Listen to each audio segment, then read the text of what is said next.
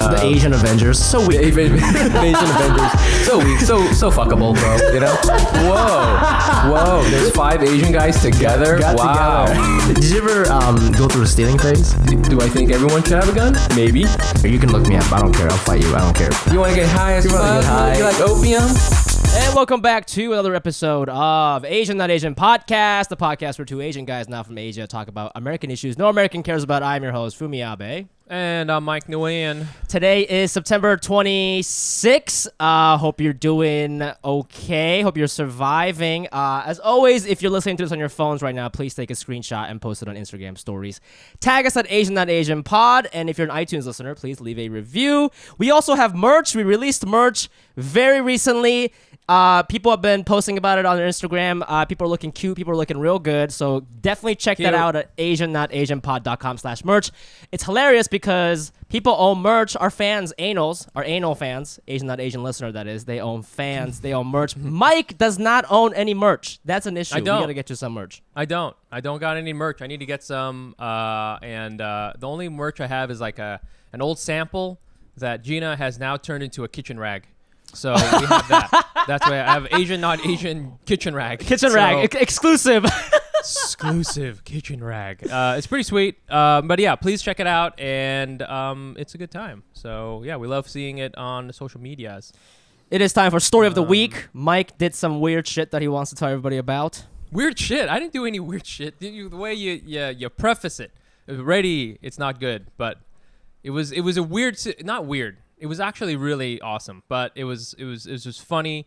And so I did a show it was on Thursday, and it was cool. Like, you know, there's been shows happening in New York, and it was an outdoor show at this dude's, like, he owns like this kind of brownstone situation, not really brownstone, but it's in Harlem, and he had a backyard and everything like that, and it was super nice. And a lot of young comics that we know, Antriot and among other people, were there. And it's interesting because the host is this young guy.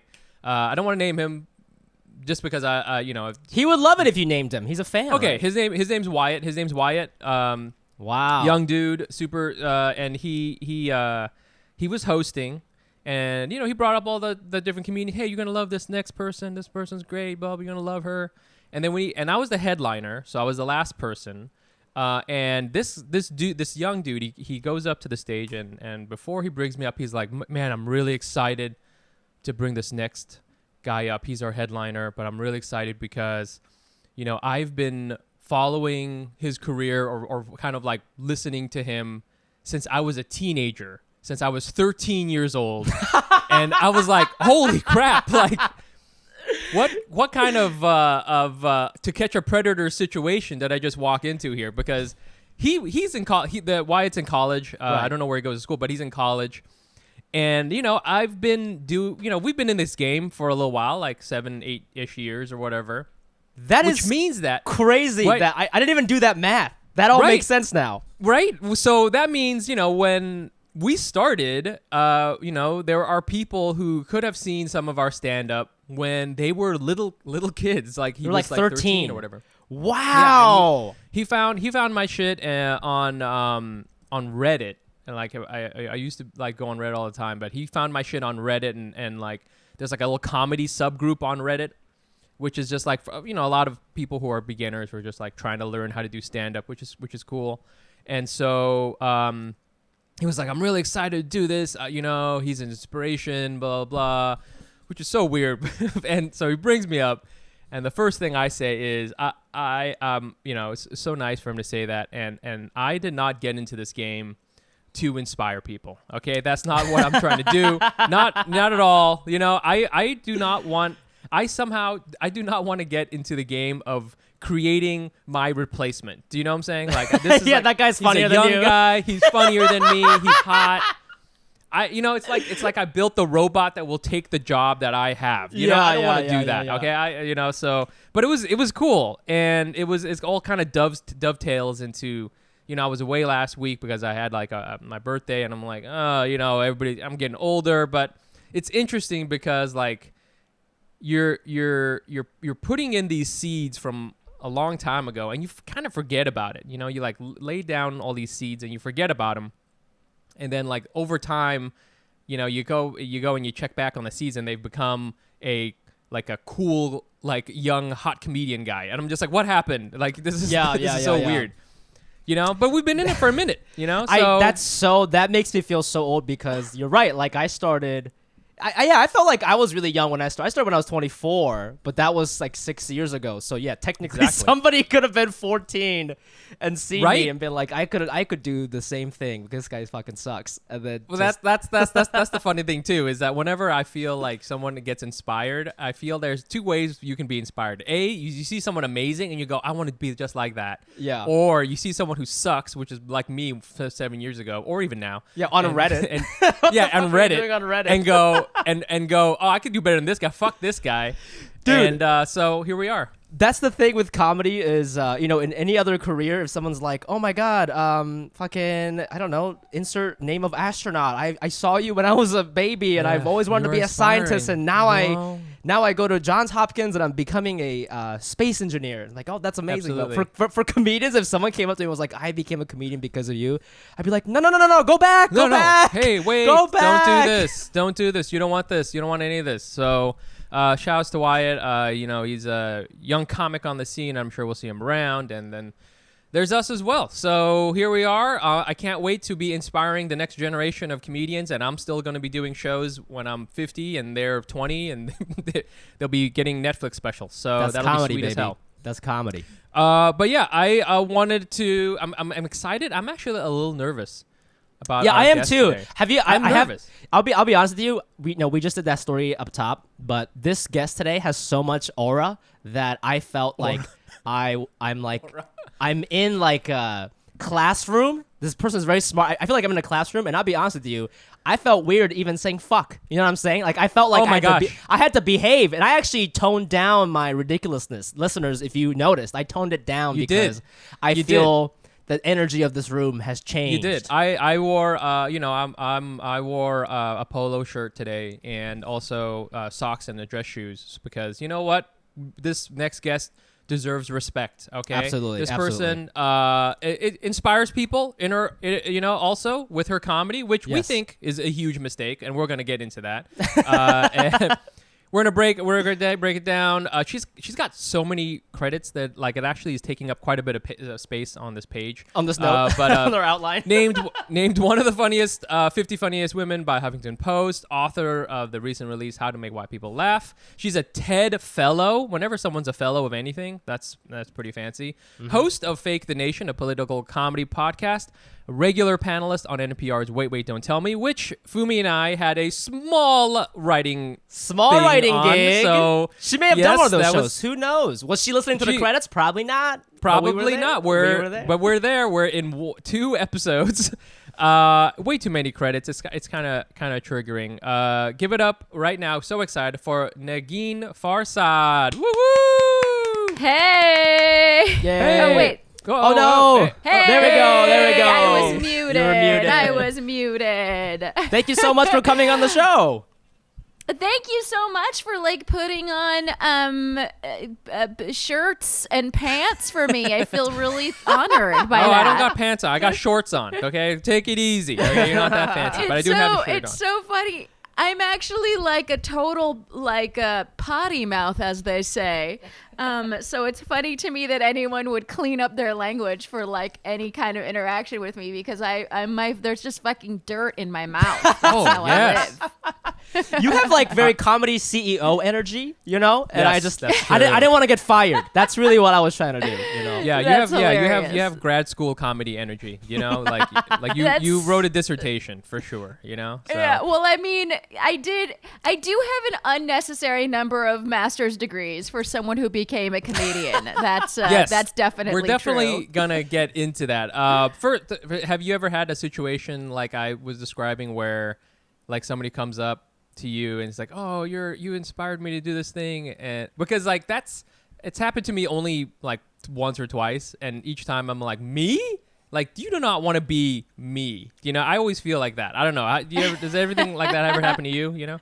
Yeah, it definitely has happened, and I find it really disconcerting because I still think of myself as just like a kid in comedy. Okay. And I don't know when that feeling goes away. Okay. Because I'm obviously not a kid in comedy, right? I've been doing this for a fucking minute, and but I still don't feel like it does. I don't feel like I'm at the status where someone should come up to me and be like, I've been following you and I want to grow up and be you and all that shit. Like, just does not seem right to me at all. And I find it, and of course my first horrible thought is this is exactly as you said. This person's going to eclipse me. I'm done. Like this random person in Wyoming who I'm seeing at a show, like, is going to eclipse me. And that's, I mean, first of all, that's such a gross thought, and it's also so normal. I mean, I think we're just normal people, that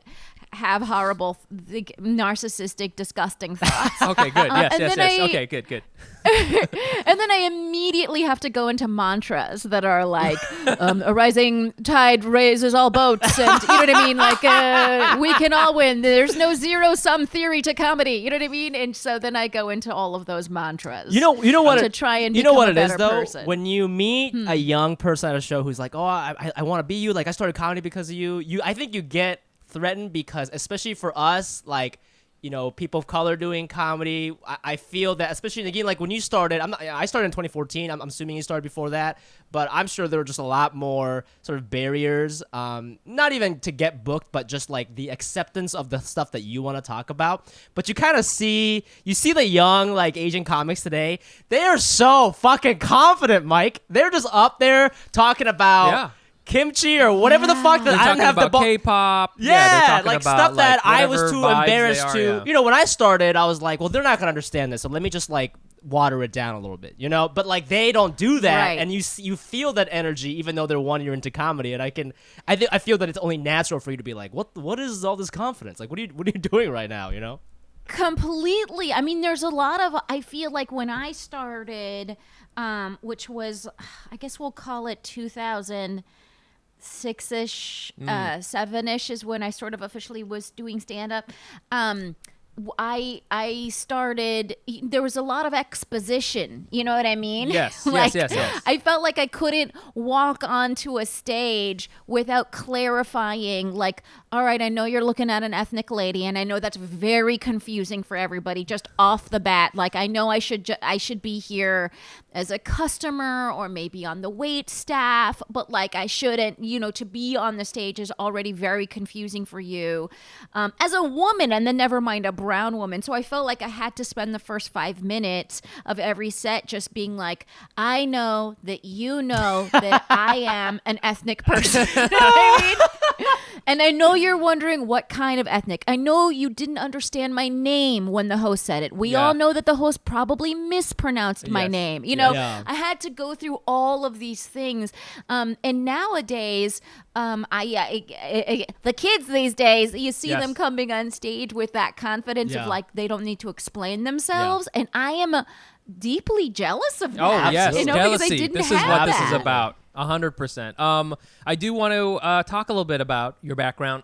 Just, let's get our listeners to know you a little bit better. So your background is you're Iranian. Your family background is Iranian, and then you were born in Connecticut, but you were raised in California, in Palm Springs, right? California. That's right. That's right. Yes, I'm from. Someone read the extended cut of my bio.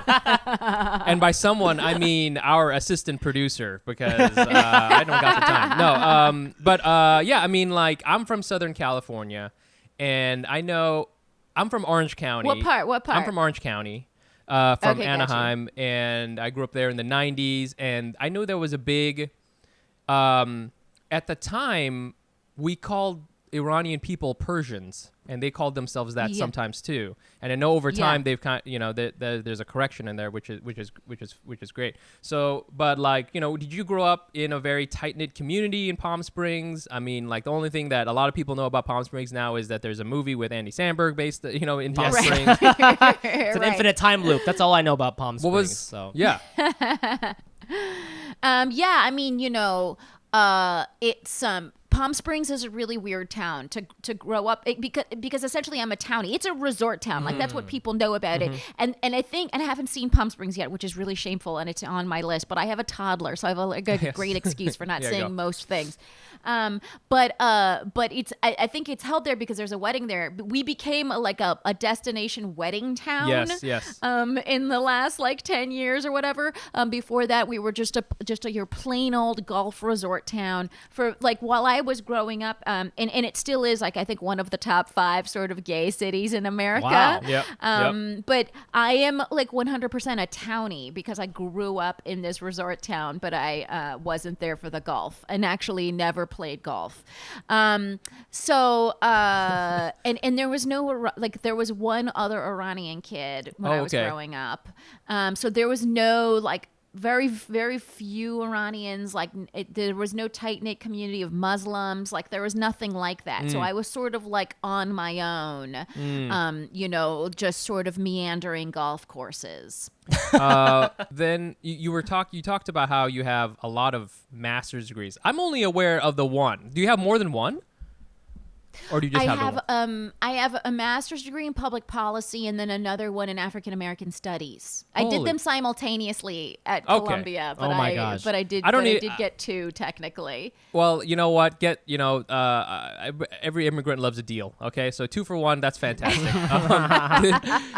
Yeah, we were looking at we had our assistant producer do research on it, and we're Mike and I are reviewing this, and it was this resume is amazing. Look at this resume, your educational background, it looked like you were on your way to become president. Well, yes.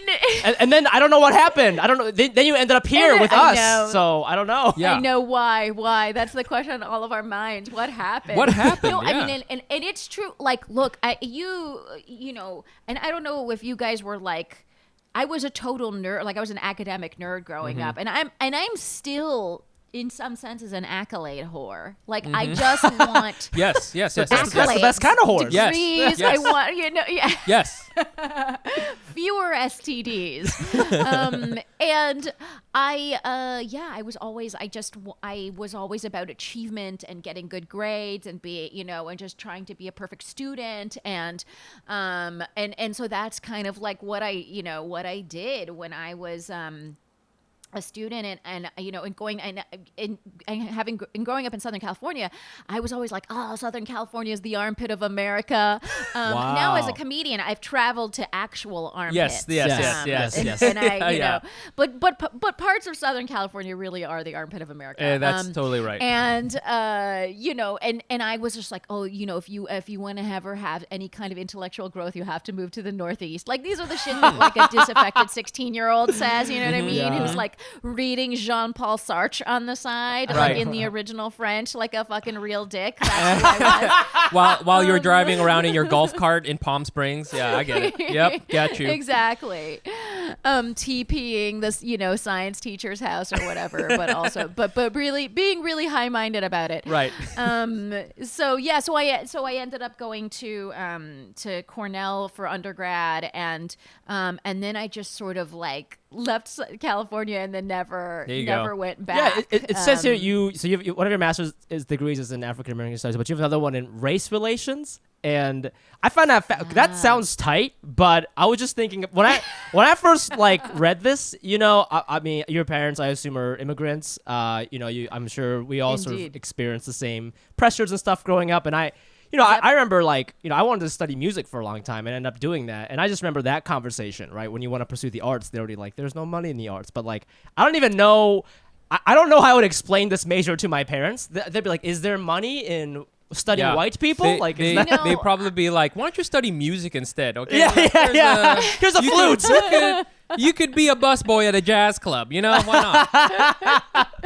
No, totally. Well, it's funny. I mean, they knew that I was doing in undergrad. I studied government and theater. I did a double major or whatever. So they knew that I was already into that the theater thing was supposed to was my side piece. Oh, okay. And that oh, you naughty girl. Politics was Disgusting. and I just like talked about it like it was just more. I'm just doing government, and in that time I interned for Hillary Clinton. Oh. Okay. I interned for Charlie Rangel. Wow. I interned for, wait for it, this is the most impressive one, C-SPAN.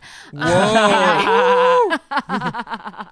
Now that's a credit. So, I mean, right? How many people can say? It was actually a really exciting internship. Okay, it doesn't that's cool. matter. I got drunk a lot, not on the job, but very across the street from the job. That's funny.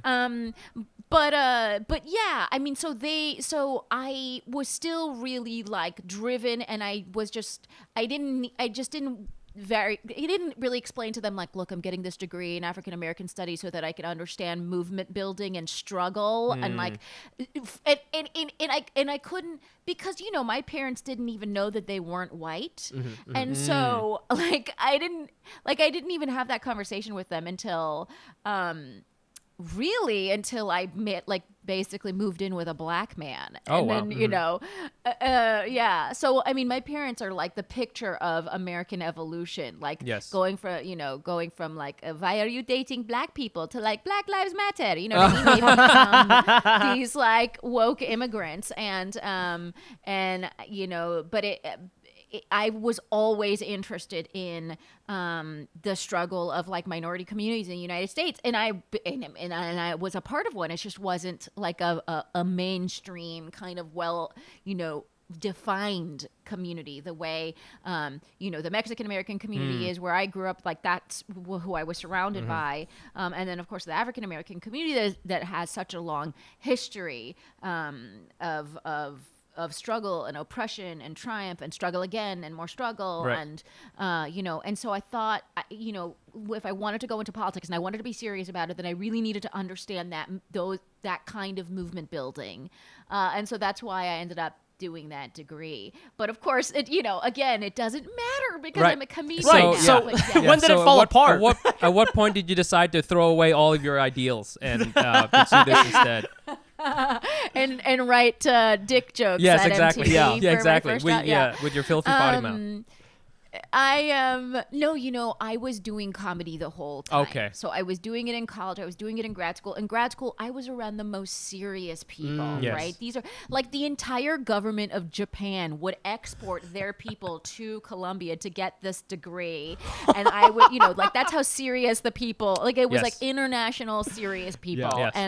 And then they would be like, okay, let's form our study group or whatever. And I'd be like, that's cute, but I have to go do a set downtown. Yeah. So I'll see you guys later. Like I clearly had one foot out the door the entire time.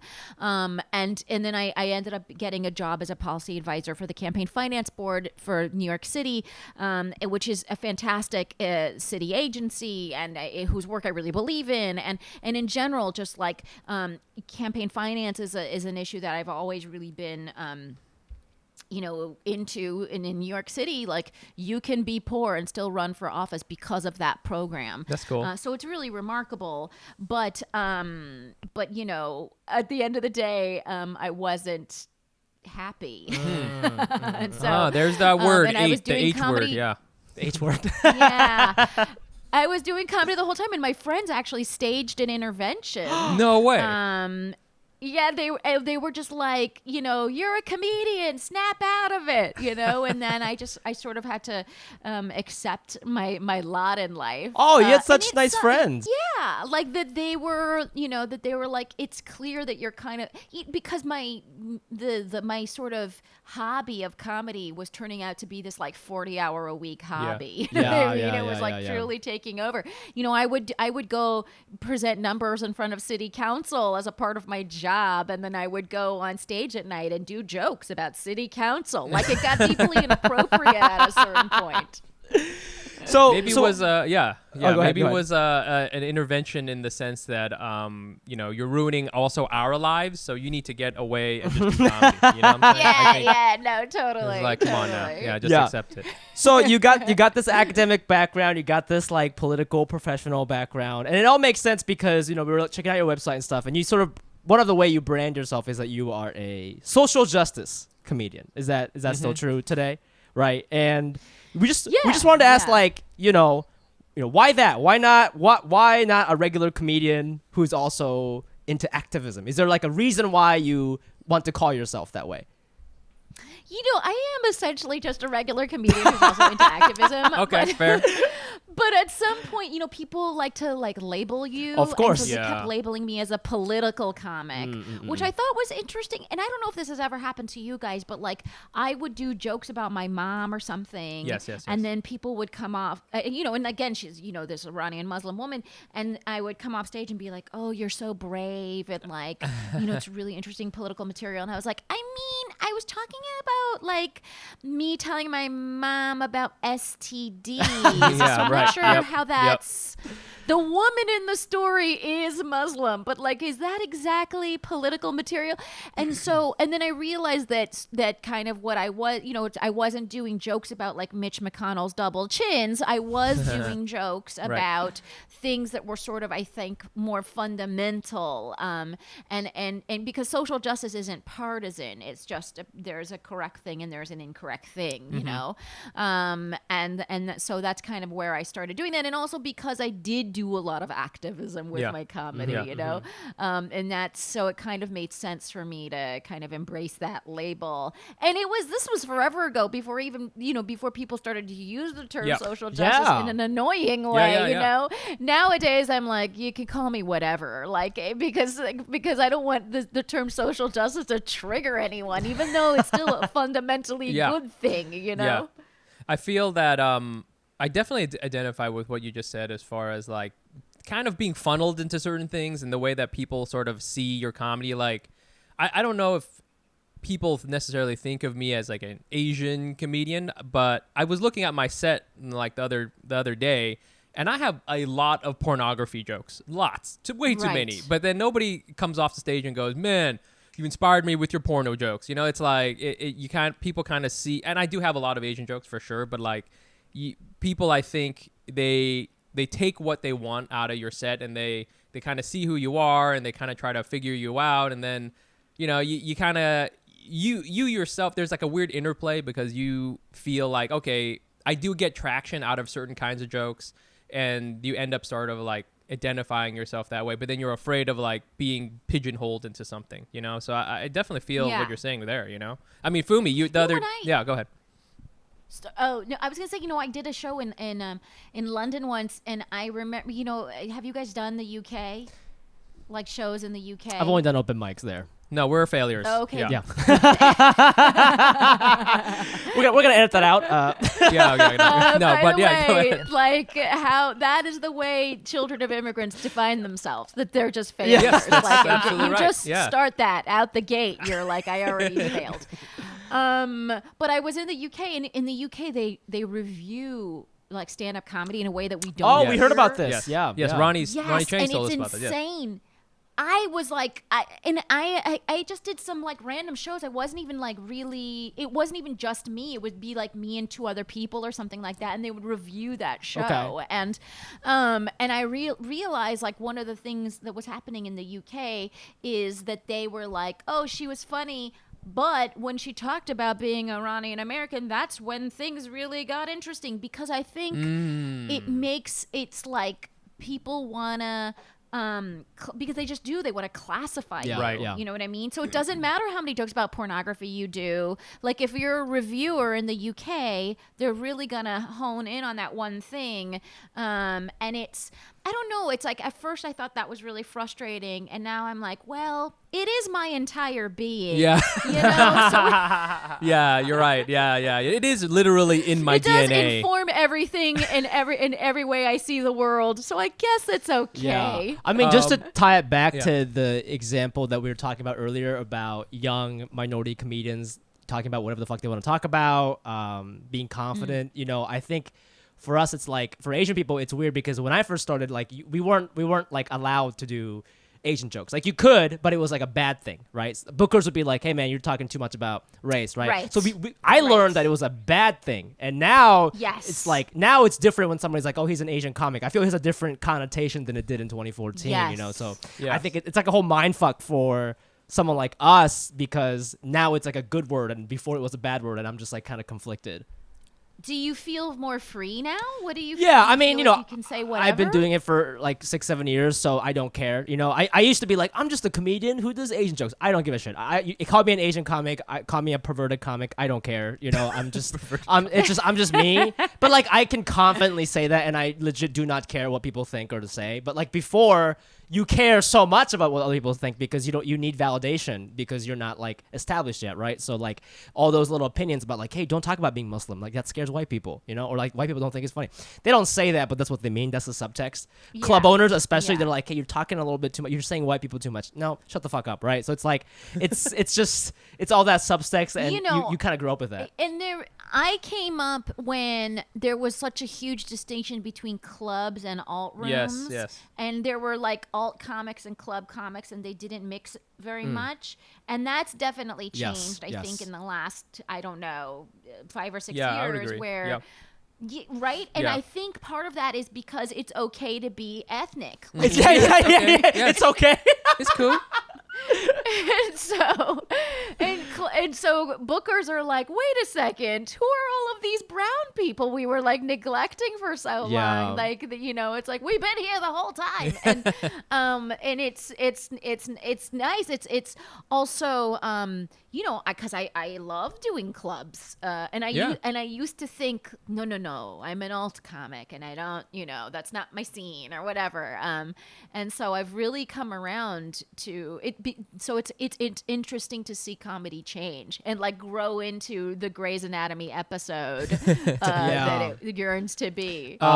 Back in our day, like I also consider myself like an alt comic, but it's only because I wasn't like a straight white guy. I think content wise, like I'm Yes. pretty. I don't know about anymore, but like I do have like clubby jokes about like my girlfriend, yeah. but my wife. Yes. but it like doesn't matter because I look like this. It's like, oh, that's indie. His Asian face is so indie. Look at that. Like, So alt. What It's an so alt Brooklyn. face you have. Yeah. So different. Yeah. No, exactly. That's so fascinating. And I think it was also a way for us not to, say the real part out loud of what was happening, which was that the clubs were so very white. Yeah. And if they weren't like so very white, there were black comics at clubs.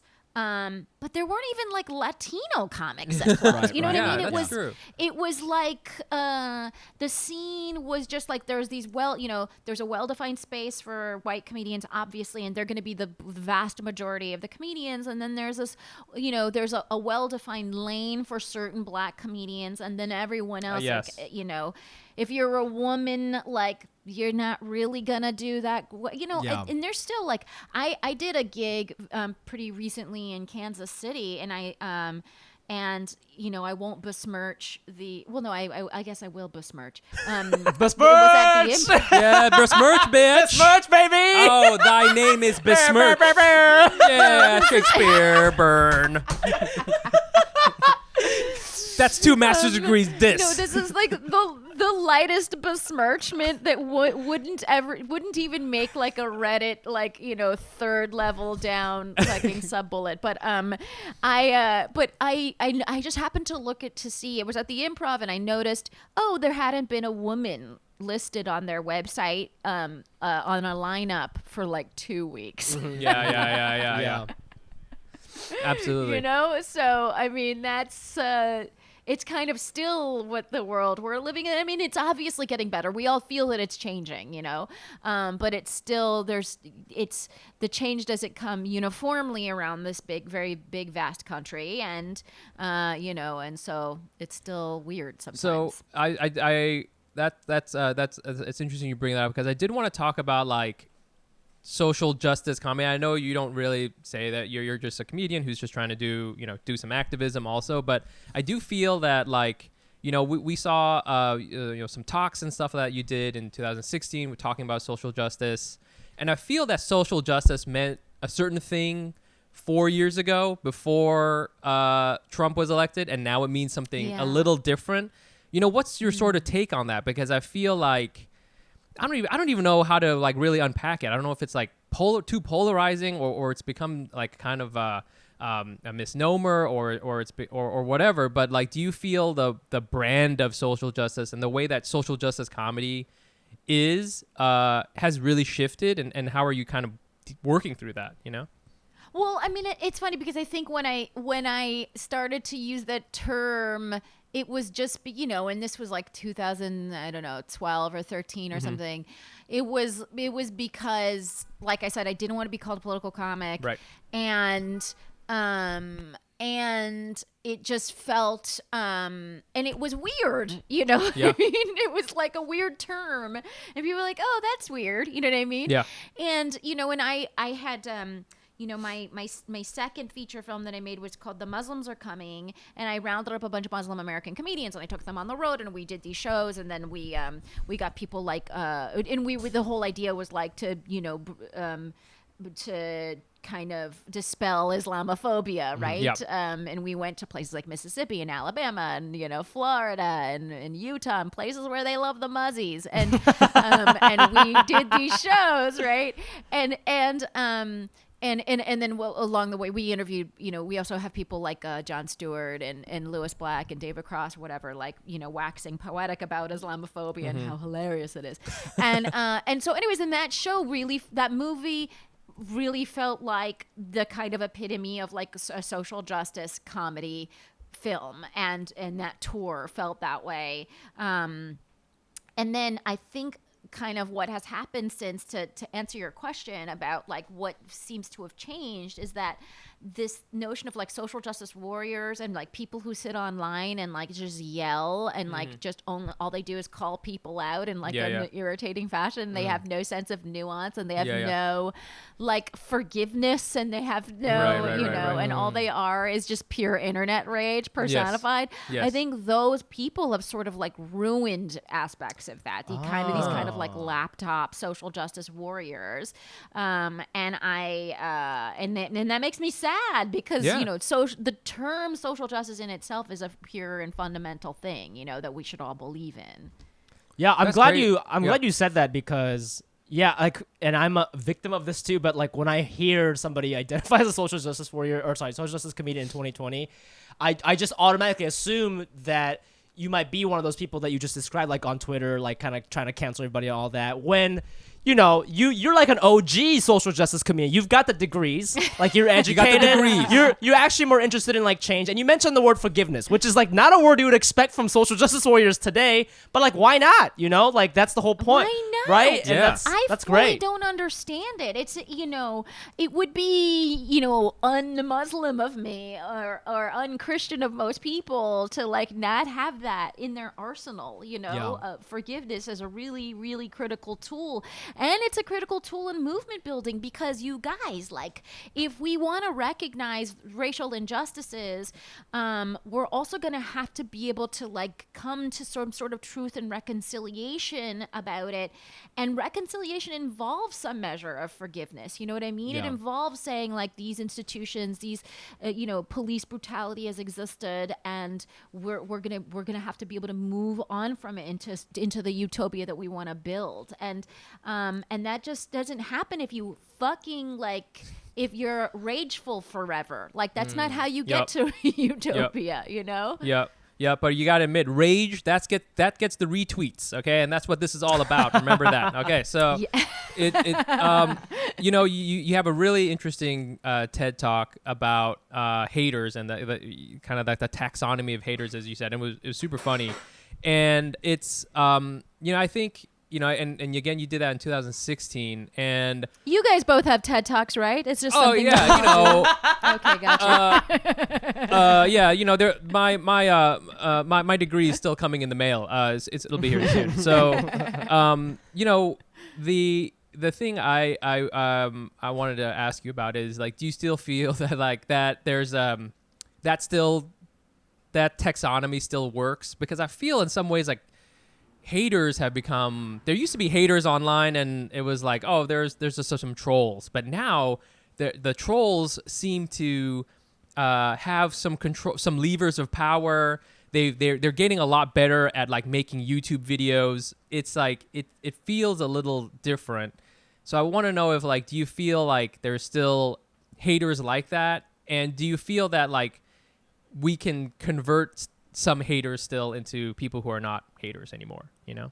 Right. I mean, I think, something that's happened, and it's funny because, like, that TED Talk came out during an election year, but it wasn't after the election, Yes, right? yes, yes, it was yes. right before Yeah, the yeah, election yeah, that came out. And I don't even really remember my categorizations, but I do think in terms of like what the landscape is of haters, I think people are still like, the ones who are like gonna say something to your face are still few and far between. I think the thing that I've always asked my agents, like, please focus on booking me in red states, and so I perform a lot in like places like South Carolina and South Dakota and like Kansas and Missouri, and I love performing in those places because the face-to-face interaction with people is just the number one thing that will save us all. And I think the internet is the one thing that will ruin us. Yes. Yeah. You're absolutely right about that. I mean, I know that like we put some clips on YouTube and people will like, if it's like a sensitive topic, somebody will like write some mean thing on it. And the second I respond, I'll be like, hey man, like I just chopped this up because your attention span is 45 seconds. The whole episode is up on this website. And they'll be like, thanks man. Like, immediately they change their exactly tune. right. Yeah, because they're suddenly suddenly encountering a human being. I mean, turns out they were encountering a human being the whole time. Yeah. Like they didn't. It's like you need to constantly be reminded on the internet. It's like it's so strange to me. I've gotten death threats, I've gotten hate mail, I've gotten all that stuff. It comes with the territory. Jeez. And I think when it comes with the territory of being like, I'm a woman who talks out loud. Right. And Yes. also, Yeah. I'm Muslim and all that shit. Like it invites a certain je ne sais quoi in some of the people that like to do death threats. But I think what's crazy. interesting is People who like to do like death threats, I feel like I wonder, if I would get the same kind of thing if it wasn't for the internet. Yeah. Like I think I've gotten sometimes people writing like an angry letter to a theater about why did the theater bring me to their city or something. Yes.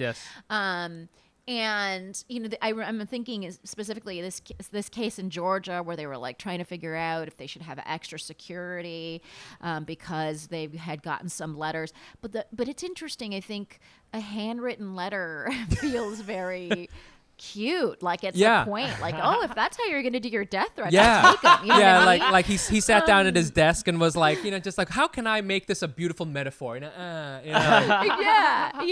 there was like penmanship involved. But it's so much easier now to just to kind of type up your little hateful message. To the point where like your message about hate is coming in the same time as like someone being like, I'm such a huge fan, and so it's very confusing because all of these things come together, Right. And in one space. So it sort of leaves the average person with like not enough bandwidth to emotionally process all of this, these messages, these conflicting messages. Yeah. I mean, that's like the death. I can't get over this death threat thing because like you're just kind of like smiling about it, but because it's like, it's like become part of your life. I mean, I just realized what a weak person I am because oh my god, Mike and I get really sad when someone's like, "You're not funny," and we're like, "No," but like you're like, people are like, "You're not funny," and die like that. Yeah. Like, I don't even know what I would do if somebody asked me to kill myself. Like it's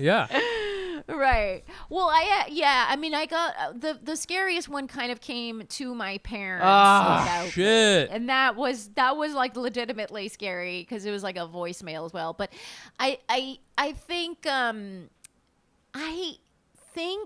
I don't know. I just honestly think if I got a chance to meet that person, and if we could just like get a coffee, that they probably wouldn't wish my death. Right. Yes. Right. You know what I mean? Yeah. I really believe that, and it's gonna take me my entire life to meet everyone in America, but like that's the plan.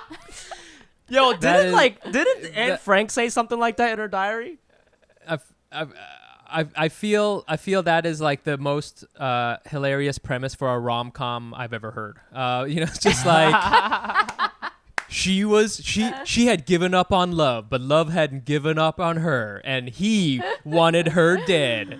This Christmas, it's I death already threat. set up 5 meetings for us to pitch that. This is happening. We're ready. Also, I love that you're like, didn't Anne Frank say that? And it's every comedian's dream to be likened to Anne Frank. So thank you.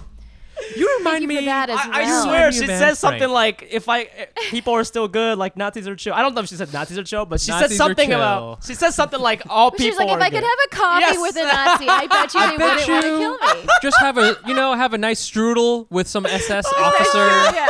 Yeah. Hey, he's not such a bad guy. So we're here with our hilarious guest, Negin Farsad of NPR and of a million things. And we have everyone's favorite segment. It's called Das Race News. And we got one here, and I'm excited. It doesn't sound funny, and it's not funny. Well, I don't know. Well, I'm interested to learn more about this because I have been purposely I've been purposely reading less news. I don't know if you guys have been doing that. I've been reading less news. Yes. Or like I'll give myself a timer of like, okay, you got 10 seconds to just cram in as much poison into your mind as you can, and then you got to shut it off. So this one, of course, is a big one. Justice Ruth Bader Ginsburg has honestly, she needed a break. Okay, she's been holding it down for forever. She weighed only like 80 pounds, but she was like benching 450. And for sure. Of justice? Are you kidding me? She's just like, she put the belt on and was just like, pa-pa, So, now everything's kind of shifting.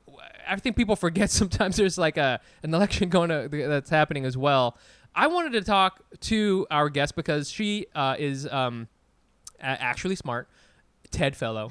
I don't even know how many masters. We've mentioned like at least 3 or 4 now. 17 masters. 17 master's degrees, okay, including one from University of Phoenix. Why not? And what is this sort I of? wanted to test their online program. And so I wanted to get her take on this. I mean, and recently I think they sort of, it's funny, they leaked who the next justice, the nominee, is going to be. What a terrible leak, by the way. The worst kind of leak, man. I'm usually looking for leaked nudes. This is not the leaked nude I was hoping for. So what is what is sort of your take on this, and maybe you can kind of put it into context for like our listeners out there, Right. I mean, I think so. Like one thing is, her passing is really sad, but it should totally be celebrated. She lived a long life. She had the most impact of top 5 impacts of any woman in the United States, right? Yep. And so, wow, what a fucking incredible life, and what a time to celebrate that life. Yep. Like that's, fantastic. And I think we get so mired in the political discussion, we forget, if you have a credit card in your name and you're a woman, if you've ever leased an apartment in your name and you're a woman, if you've ever been on a sports team and you're a woman in your college, like these things are because of the work of Ruth Bader Ginsburg. So we're fucking lucky to have had her. And what a wonderful life to celebrate. And then I think, yes. So then that leaves the court with and it looks like Trump and McConnell are going to just push through and put a nominee up for a vote. And, and it looks like they have the vote. So if they wanted to have a 6-3 conservative leaning court, they can totally do that. It's really sad because really the Senate, who's in charge of confirmations, the Senate Democrats represent 15 million more people than Senate Republicans, and yet Senate Democrats are in the minority, right? This is the fucked up thing about the Senate, and it's the fucked up thing about the Electoral College. It's the fucked up anti-democratic thing that was baked into the Constitution. Yep. So anyway, it's really unfortunate. And then, so we may in fact have a 6-3 conservative majority for the court. I don't know what that means, right, for women's reproductive rights. I don't know what that means. Forget reproductive rights. Also, like if you have Obamacare, well, I don't know if you're going to be able to keep it, right? Because they're hearing that case right after the elections. So So it could be really staggering. Like a democratically elected president could come in and pack the courts. And I actually think packing the courts, adding additional justices to the Supreme Court is not a big deal. So I would be okay with, because there's nothing in the Constitution that says, that it has to be 9. Like it could be 33. I don't give a shit. Let's make it less. Let's make it less of a big deal. Like if one person dies, we shouldn't all go into a fucking frenzy, right? And Buttigieg said this a lot during the primaries. He's like, we are way over frenzied about this Supreme Court. It shouldn't be such a volatile institution. Let's just get some more fucking people on there, calm it down. And I'm into that. I think to me it's not a big deal. We talk about it like it's so ominous, but it's not. It doesn't have to be. Yeah, that's it's really interesting. I never thought of it like that, but it's like people often talk about like, oh, the system's broken. Well, that's like a fantastic example of like it. The fact that one person dies, and I was supposed to hang out with a friend that night when she passed away, and she's like, I don't think I can come out. Like the fact that happened is already a sign that like it shouldn't be like obviously. The fact that it shouldn't be like that. I mean, obviously, we want to celebrate a legend and blah, blah, blah, and I understand that. But that's not why your friend didn't come out. Right. You know what I mean? Your friend didn't come out because now they're in a state of fucking panic. Yes. Right. Yes. And it shouldn't, the Supreme Court shouldn't, like, create this kind of panic. I am so dumb. I didn't even realize that, like, because you were just mentioning how if you're a woman and you can have a credit card, that's the work of RGB. I mean, like, it sounds like before that not long ago that we basically had a society which was like the handmaiden. Have you guys seen that? Where yeah. Women can't own property and shit like that. I had no idea that's like, and it's crazy that's like where we started from. Do you know what I'm saying? It wasn't that long ago. Yeah. Women. In RBG's lifetime. That's crazy. RBG's lifetime, that's how shit was. You're absolutely right. It was The Handmaid's Tale, but with better outfits. Oh, well, I mean, if it sounds like if the Republicans, get their way, hey, we're all going to have to be getting new outfits soon because I don't know what's going to happen. Negin, have you started looking at white caps that you can wear, fitted yourself? What are those called? Yeah, I don't even, whatever, long red robes or whatever. I don't know. I think a lot of this has to do with just framing and like how we talk about stuff. Yeah. Like, I think it's great that you're only giving yourself these little small bursts of news because right now I think every major publication in America and worldwide is they're after clicks. They're not after necessarily to inform you, and so clicks means to scare you. It's besmirchment. Oh my gosh.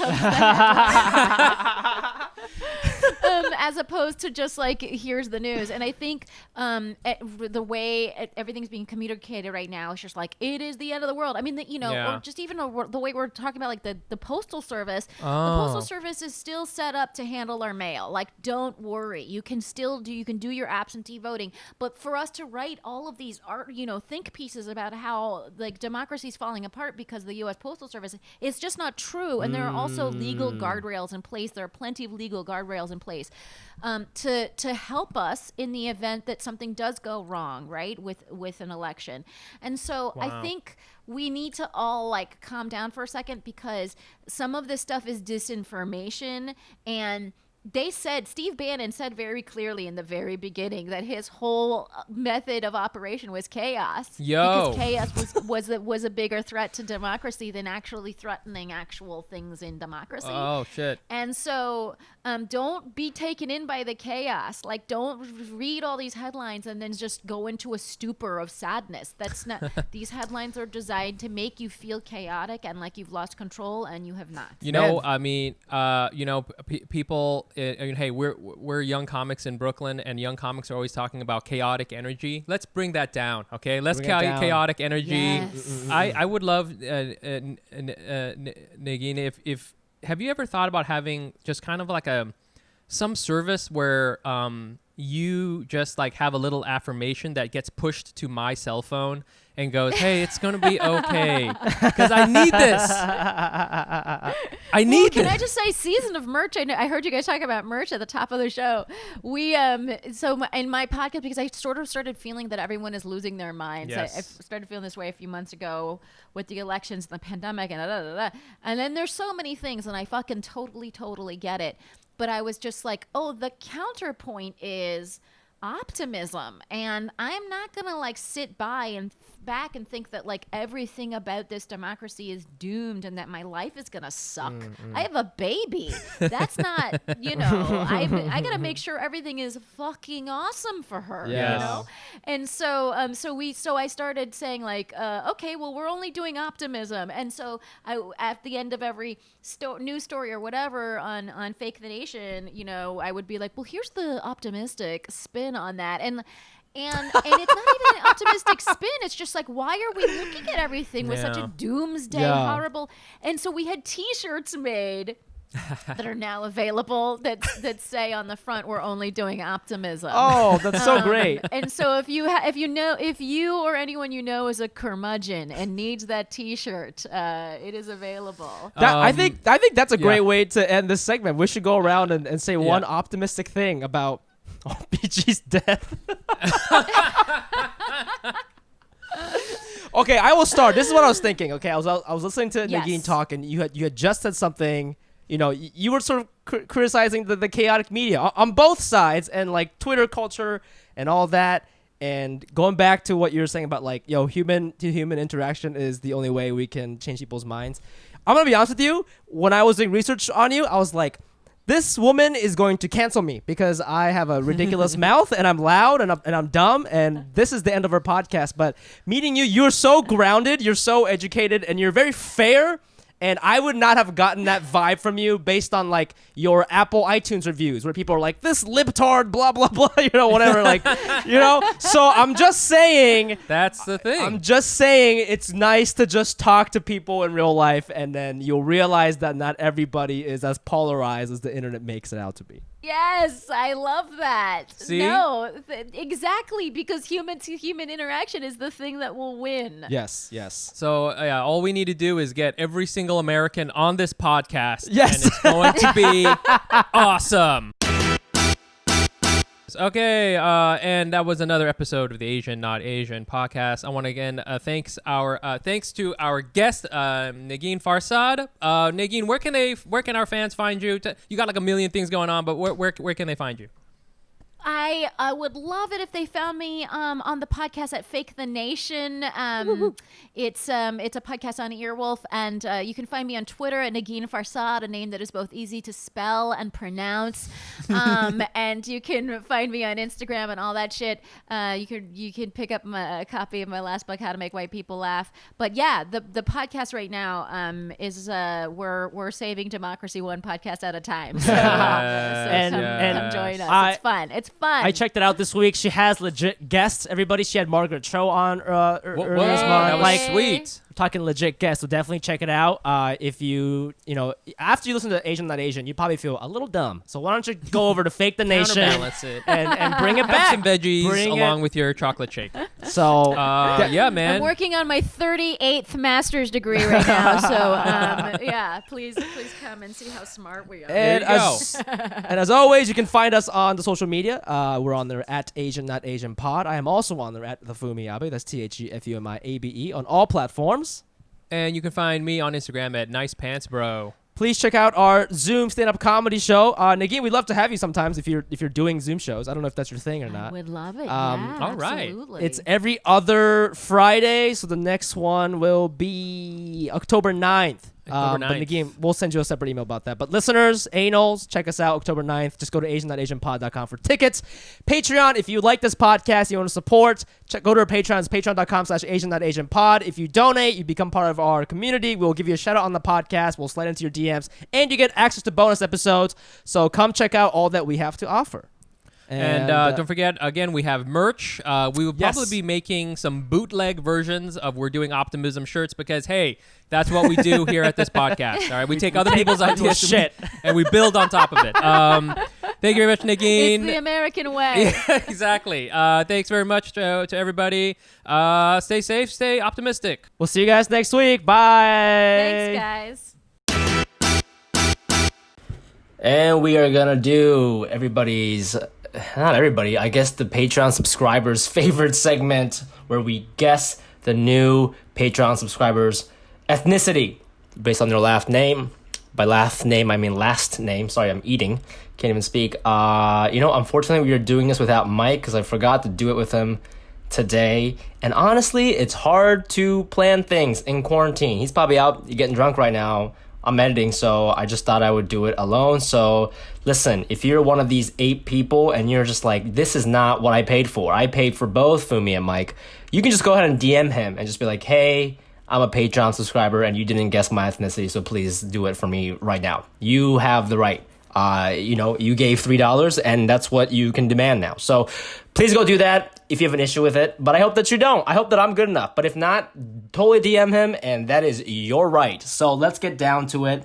First, we got Kyoko Yamamura. That is the most Japanese name I've heard in my entire life. I'm not even sure that...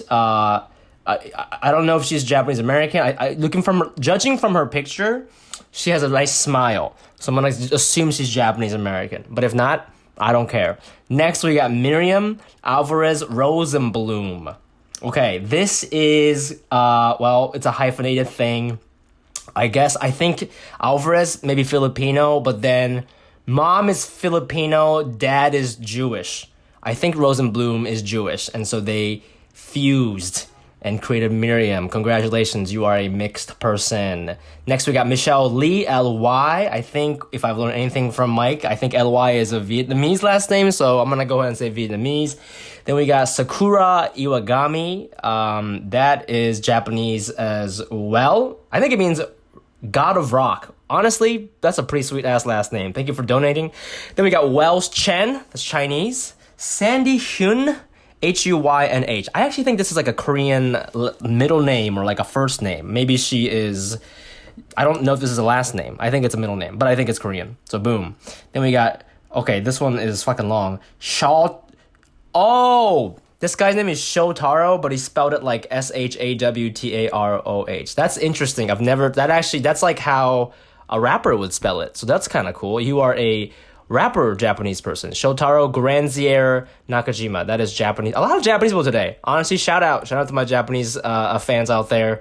I don't have enough Japanese people in my life, so this is all I have. Thank you so much. Even if it's $2 a month, I really appreciate it. Then lastly, we have Kristen Momoko Schaefer. Shout out to Kristen. I think we hung out once. Thank you for donating. I know you are also an artist, so this money means so much. You are Japanese. You are mixed. I think Schaefer is German or something. So she's mixed. A lot of mixed people, and that is totally legal, guys. So again, thank you so much for donating. We love you. Please stop. No, please don't stop. Please don't stop donating. That's what I meant to say. And we got more bonus stuff coming out next month. So we'll see you then. And until then, please take care of yourselves. Bye.